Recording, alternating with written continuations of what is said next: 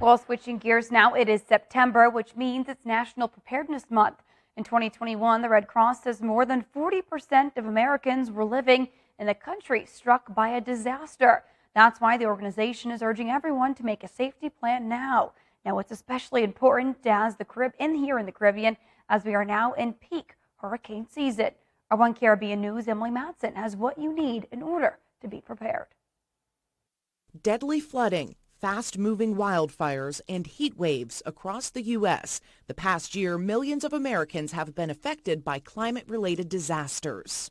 It can happen to anybody at any time, which makes preparedness all that more important.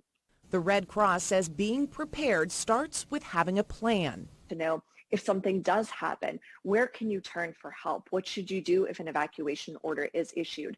And how are you going to get the most up-to-date information? Have a safety kit. Put necessities in there. Things like bottled water, non-perishable foods, a first aid kit, blankets and ponchos, a flashlight, things to keep children engaged during a disaster, and have 3 ways to receive warnings and emergency information.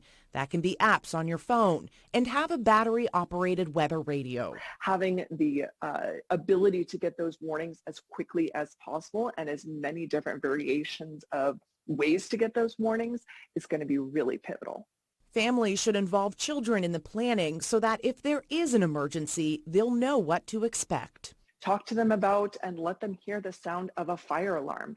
Let them know what the sound is going to be like if an emergency alert system goes off on your phone. Being prepared starts now, before an emergency strikes.